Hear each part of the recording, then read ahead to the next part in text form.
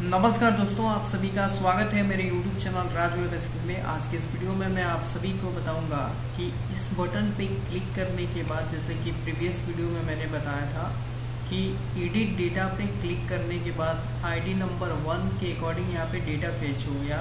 जैसे मैं ID number 2 पे क्लिक करूँगा तो आईडी नंबर 2 का डेटा यहाँ पे फेच होगा। पिछले वीडियो में हम लोग ये चीज़ जाने थे कि यहाँ पे आईडी नंबर 2 आईडी नंबर 3 के अकॉर्डिंग हम लोग फॉर्म में उस डेटा को कैसे हम लोग प्रिंट कराएंगे और कैसे हम लोग फेच करके डेटा को लाएंगे।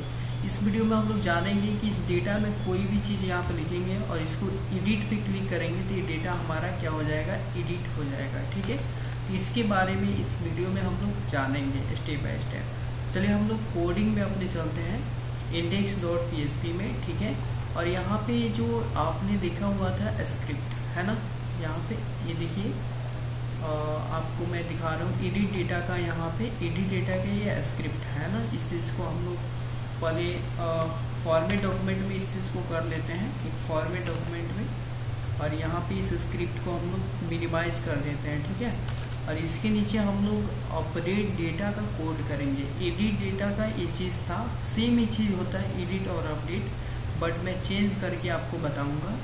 यहाँ पे मैं चेंज कर देता हूँ, थोड़ा आपको और अच्छा से समझ में आएगा। मैं यहाँ पे एडिट अंडरस्कोर बटन है ना, मैं इसको कर देता हूँ अपडेट अंडरस्कोर डेटा। ठीक है, या फिर एडिट ही रख सकते हैं, उससे कोई दिक्कत नहीं होने वाला है। आप एडिट रखिए, अपडेट रखिए, उससे कोई दिक्कत नहीं होता है। मैं अपडेट अंडरस्कोर डेटा ही रख देता हूँ। ठीक है, और इसको ये जो एडिट लिखा हुआ है ना, मैं इसको चेंज करके अपडेट कर देता हूँ। मैं इसको चेंज करके अपडेट डेटा कर देता हूँ। अब चलिए हम लोग पेज को रिफ्रेश करते हैं और एडिट डेटा आईडी नंबर 1 पे क्लिक करते हैं। ये देखिए यहाँ पे अपडेट आ गया। अब इसमें कुछ भी हम लोग करेंगे तो उसके लिए वो हमारा डेटा यहाँ पे क्लिक करेंगे तो अपडेट हो जाएगा। ठीक है, वो कैसे होगा, हम लोग कोडिंग में आते हैं। देन यहाँ पे देखिए अपडेट डेटा पे जैसे ही क्लिक कीजिएगा तो ये एक्शन जो परफॉर्म होगा code.php में, और इसका मेथड क्या होगा, पोस्ट होगा। तो code.php में होगा इसका एक्शन परफॉर्म। तो अपडेट अंडरस्कोर डेटा को हम लोग कॉपी करते हैं और code.php में आते हैं, और यहाँ पे हम लोग कोडिंग करेंगे अपडेट अंडरस्कोर डेटा का। तो इसको पहले सबसे पहले हम लोग फॉर्मेट डॉक्यूमेंट कर लेते हैं इस कोड को, और ये जो एडिट कोड है ना इसको मिनिमाइज कर लेते हैं, और फिर यहाँ पे हम लोग इसको कमेंट करके लिख देते हैं अपडेट कोड।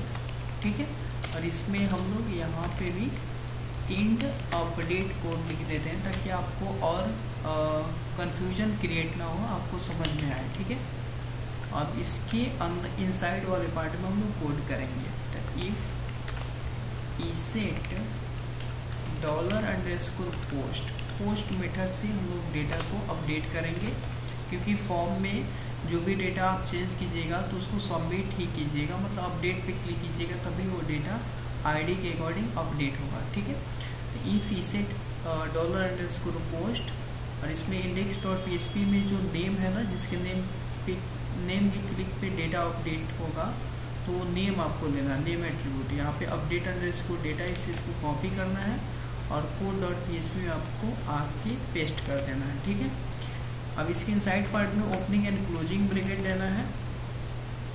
देने यहाँ पे हम लोग जैसे डेटा को यहाँ पे डिस्प्ले पे हम लोग देखते हैं तो यहाँ पे एडिट डेटा पे क्लिक करते हैं तो यहाँ पे देखिए 3 चीज़ दिख रहा है। ये चीज़ हमको दिख रहा है आईडी के अकॉर्डिंग, तो आईडी रिक्वायरमेंट है, यानी कि जैसे कि आईडी नंबर 1 है तो आईडी नंबर 1 पे क्लिक कर रहे हैं तो डेटा हमारा फेच होके आ रहा है। वैसे ही आईडी नंबर 2 पे क्लिक कर रहे हैं तो आईडी नंबर 2 के अकॉर्डिंग नेम, ईमेल, फ़ोन आ रहा है। तो सबसे ज़रूरी है आईडी। आईडी को यहाँ से हम लोग क्या करेंगे, यहाँ से हम लोग लाएंगे आईडी यहाँ पे। ठीक है, उससे पहले हम लोग 3 जो फील्ड है जो डेटाबेस में हम लोग बनाया है, मैं आपको दिखा दूँ। localhost /php myadmin पहले ओपन कर लेंगे। ठीक है, और इसमें हम लोग पॉपअप डेटा एक टेबल बनाए थे, उसमें मैं जो टेबल जी डेटाबेस का नाम है मेरा, और इस पर मैंने एक टेबल बनाया था पॉपअप इंसर्ट। इसी चीज़ में जो डेटा दिख रहा है ना, आईडी के अकॉर्डिंग हम डेटा यहाँ पे फेच करा के फॉर्म में ला रहे हैं। तो ये टेबल है ना, ये याद रखिएगा, ठीक है। तो यहाँ पे 3 फील्ड को हम लोग सबसे पहले यहाँ पे लाएंगे, इफ़ इसे $_post अपडेट _ डेटा, क्योंकि इसी बटन के क्लिक पे डेटा को हम लोग अपडेट करेंगे। यहाँ पे सबसे मेरा पहला फील्ड क्या है देख लेते हैं। देखिए फील्ड क्या है, fname, ईमेल, फ़ोन, यही चीज़ आपको यहाँ पे लिखना है, ठीक है। तो यहाँ पे सबसे पहले लिखना है $email = $_post, और किस मेथड से कर रहे हैं, पोस्ट मेथड से, इसलिए पोस्ट लिखना है, और यहाँ पे ईमेल देना है, ठीक है। उसके बाद इसी चीज़ को हम लोग 2 टाइम्स और कॉपी कर लेंगे, क्योंकि टोटल 3 फील्ड है।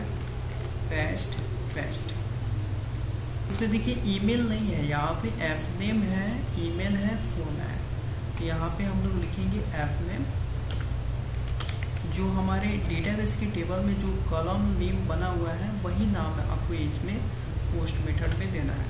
यहाँ पे fname फर्स्ट है, सेकंड ईमेल, यहाँ पे भी ईमेल कॉलम है, मैं दिखा देता हूँ, देखिए ईमेल है। उसके बाद नेक्स्ट है फ़ोन, तो आपको यहाँ पे फ़ोन लिखना है, $_post में यहाँ पे कॉलम का नाम देना है फ़ोन। वेरिएबल कुछ भी आप बना सकते हैं, बट कॉलम का नाम सेम होना चाहिए, ठीक है। इसके बाद हम लोग अपडेट का क्वेरी लिखेंगे, ठीक है। तो यहाँ पे $update _ query एक वेरिएबल बना लेते हैं, और इसके अंदर हम लोग अपडेट का क्वेरी लिखेंगे। तो सबसे पहले क्या होता है, अपडेट कैपिटल में लिखना है, अपडेट सेट टेबल का नाम, ये टेबल का नाम आपको देना होता है, अपडेट सेट। उसके बाद टेबल का नाम देना हो, सॉरी यहाँ पे क्वेरी कुछ मिस्टेक हो रहा है, अपडेट के बाद टेबल का नेम होता है, ठीक है। तो सेट नहीं लिखना है आपको, यहाँ पे टेबल का नाम, ये जो है ना जिसमें डेटा इंसर्ट हो रहा है, इसी टेबल को हमको कॉपी करना है, क्योंकि इसी डेटा को हमको अपडेट करना है। तो अपडेट, उसके बाद टेबल का नाम, उसके बाद आपको लिखना है सेट, क्योंकि हमको सेट करना होता है जो कॉलम नेम है उसमें हमको कॉलम नेम देना होता है, उतना कॉलम नेम = वेरिएबल का नाम, ठीक है। तो यहाँ पे अपडेट टेबल का नाम, देन सेट, उसके बाद जो कॉलम नेम है वो देना है, fname, स्मॉल लेटर में लिखना है fname = सिंगल कोटेशन में वेरिएबल का नाम $fname, उसके बाद कमा, फिर आपको देना है second column email = single quotation में $email, ठीक है। उसके बाद कमा, फ़ोन = सिंगल कोटेशन में आपको लिखना है वेरिएबल का नाम $phone, ठीक है। कामा में देना है ताकि ये सेपरेट रहे, है ना। उसके बाद वेयर ID = मैंने बताया था कि ID के अकॉर्डिंग डेटा फेच करके ला रहे हैं, name, email, phone. ID is must necessary, ID बहुत ही ज़रूरी है यहाँ पे ID को लाना। तो ID = सिंगल कोटेशन में $ID एक वेरिएबल बना देंगे। अभी देखिए ID कहाँ से आया, तो यहाँ पे हम लोग ID को क्या कर लेंगे, गेट कर लेंगे। यहाँ पे ID को हम लोग गेट करेंगे, ठीक है। तो हम लोग इस चीज़ को सेव करते हैं, और index.php में हम लोग क्रिएट यहाँ पे नहीं किया ID। तो फर्स्टली हम लोग ID को यहाँ पे पहले एक क्रिएट करेंगे, और ID को हम लोग हिडन कर देंगे। तो मैं यहाँ पे लिख लेता हूँ यूजर ID, ठीक है। और यहाँ पे ID में आपको यूजर ID मैं लिख देता हूँ, user_ID, और नेम में आपको ID देना है। देखिए नेम जो है वो पोस्ट के लिए होता है, ID से कन्फ्यूजन आपको नहीं लेना है, नेम पोस्ट के लिए होता है। तो यहाँ पे ID लिखना है, नेम = ID, ठीक है। अब चलिए हम लोग रन करा के देखते हैं, इसको एडिट पे क्लिक करते हैं। ये देखिए ID आ गया ना, यूजर ID। ये जो ID नंबर 1, ID नंबर 2, इसके अकॉर्डिंग हम लोग डेटा को फेच करके फॉर्म में यहाँ पे लाएंगे। तो ID बहुत ही ज़्यादा नेसेसरी है, ID को हिडन हम लोग कर देंगे, ठीक है। देन यहाँ पे एडिट डेटा पे ID के अकॉर्डिंग जब क्लिक कीजिएगा तो यहाँ पे डेटा ID के अकॉर्डिंग फेच हो रहा है, but user ID is not necessary. User ID को हम लोग यहाँ से हिडन कर देंगे, ठीक है। तो हम लोग कोड में अपने चलते हैं और ये जो यूज़र आईडी है ना, आईडी को यहाँ पे हम लोग जावा स्क्रिप्ट में इस चीज़ को हम लोग मेंशन नहीं किए थे, तो यूज़र आईडी को यहाँ पे हम लोग पहले मेंशन कर लेते हैं। तो इस चीज़ को कॉपी करेंगे और यहाँ पे टॉप में पेस्ट कर लेंगे और जो आईडी को मैंने कॉपी किया था उसको मैं यहाँ पे पेस्ट कर लूँगा। 1 मिनट। यूज़र अंडरस्कोर आईडी जो अभी मैंने बनाया हुआ था इनपुट फील्ड में, तो इस चीज़ को मैं कॉपी करूँगा और यहाँ पे पेस्ट कर दूँगा। यहाँ पे मैं पेस्ट कर दूँगा, ठीक है, यूज़र आईडी और यहाँ पे वैल्यू जो होगा वो आईडी होगा, ठीक है। अब देखिए यहाँ पे ये चीज़ नीड क्यों है, क्योंकि हमको यूज़र आईडी है ना उसको शो नहीं कराना, हमको सिर्फ डेटा को शो कराना है। और यहाँ पे मैंने यूज़र आईडी इसलिए मेंशन किया क्योंकि यूज़र आईडी के अकॉर्डिंग हम लोग डेटा को अपडेट करेंगे, तो यूज़र आईडी भी यहाँ पे नेसेसरी है। यूज़र आईडी के अकॉर्डिंग ही ये सारा डेटा हमको, आईडी के अकॉर्डिंग ही सारा ये डेटा हमको मिल रहा है, इसलिए यूज़र आईडी यहाँ पे ज़रूरी है और आईडी वैल्यू में देना बहुत ही ज़्यादा ज़रूरी है, ठीक है, इसलिए मैंने यहाँ पे आईडी लिखा। यानी यहाँ पे देखिए ये जो एफ नेम ईमेल फ़ोन आ रहा है ना, ये सब कॉलम का नेम है। यहाँ पे जो डेटाबेस में आपने जो टेबल बनाया है ना उसका कॉलम का नेम है एफ नेम ईमेल फ़ोन, इसी कॉलम नेम में डेटा हमारा स्टोर हो रहा है, इसलिए मैंने यहाँ पे एफ नेम ईमेल फ़ोन, इसके प्रीवियस वीडियो में भी मैंने बताया था। अब यहाँ पे मैंने एक यूज़र आईडी मेंशन किया है। अब चलिए हम लोग देखते हैं डेटा में डिस्प्ले करके, यहाँ पे जो डेटा देख रहे हैं इसके क्लिक पे डेटा हमारा देखिए अभी परफॉर्म होगा और ये जो आईडी है ना ये चीज़ भी वहाँ पे फेच होके दिखेगा। तो एडिट डेटा पे मैं क्लिक करता हूँ, ये देखिए यूज़र आईडी यहाँ पे नहीं आया, ऐसा क्यों? चलिए हम लोग कोड में चलते हैं। अब यहाँ पे यूज़र अंडरस्कोर आईडी, एक्चुअल में मैंने यहाँ पे सबसे पहले आपको जब डेटा डिस्प्ले करा रहे हैं तो यहाँ पे सबसे पहले पेज को रिलोड कराना है, ठीक है। उसके बाद यहाँ पे देखिए एडिट डेटा पे मैं जैसे ही क्लिक करूँगा तो देखिए यहाँ पे आईडी नंबर 1 दिख रहा है। अब इस आईडी के अकॉर्डिंग हम लोग डेटा को अपडेट कराएंगे, ठीक है। जिससे आईडी नंबर 2 पे क्लिक कर रहे हैं तो आईडी नंबर 2 का डेटा आएगा, ठीक है।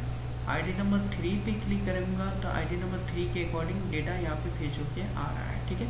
ये जो यूज़र आईडी है ना इसको हम लोग हिडन कर देंगे क्योंकि इसका कोई यहाँ पे नेसेसरी ज़रूरी नहीं है दिखाना, ठीक है।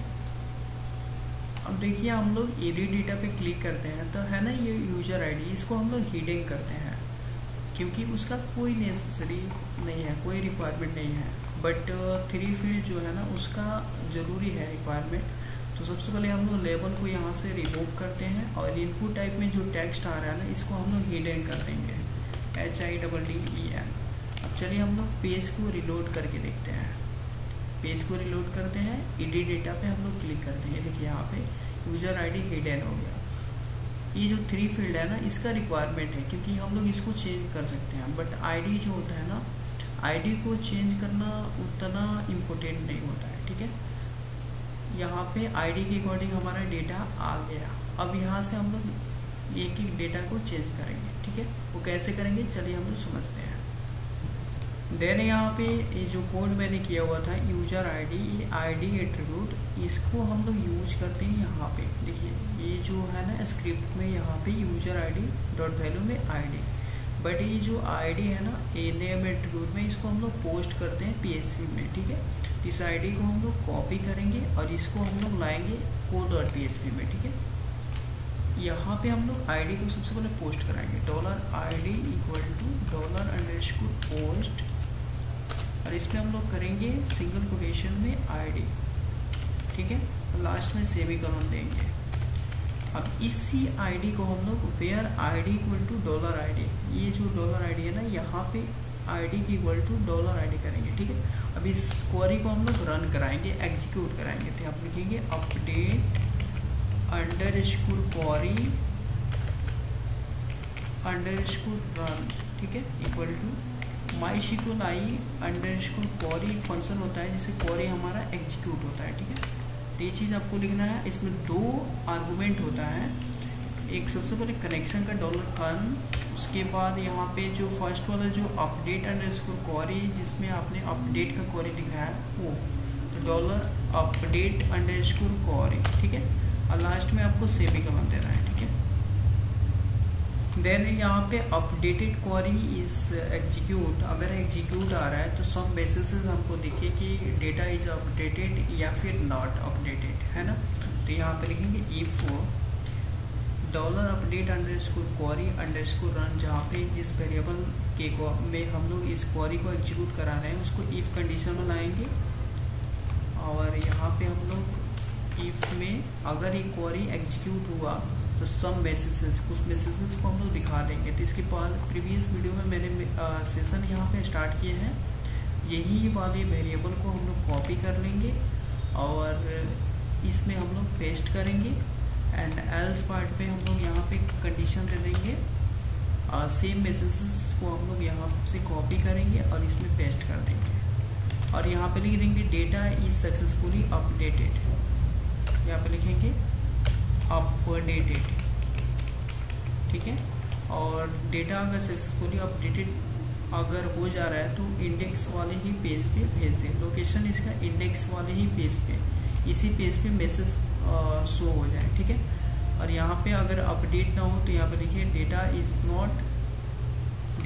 नॉट सक्सेसफुली अपडेटेड, है ना। अगर अपडेटेड नहीं हो तो यहाँ पे लिखिए data is not successfully updated. अब यहाँ पे चलिए एल्स पार्ट में ऊपर टॉप में जो मैंने मैसेज लिखा हुआ है उसी चीज़ को हम लोग यहाँ पे लाएंगे, सेम ही मैसेज है, ठीक है। अब यही लोकेशन हम लोग index.php ही रखते हैं, ठीक है। देन हम लोग चलिए हम लोग टेस्ट करते हैं डेटा हमारा सक्सेसफुली अपडेटेड या फिर नॉट अपडेटेड। तो अपने कोड में जाते हैं और इस पेज को रीलोड कराते हैं, रिफ्रेश करते हैं और एडिट डेटा ID नंबर 1 पे क्लिक करते हैं। ये देखिए अब डेटा यहाँ पे आ गया। अब यहाँ से डेटा को हम लोग अपडेट करना चाहते हैं तो मैं यहाँ पे लिख देता हूँ मनोज या फिर सुरेश, ठीक है।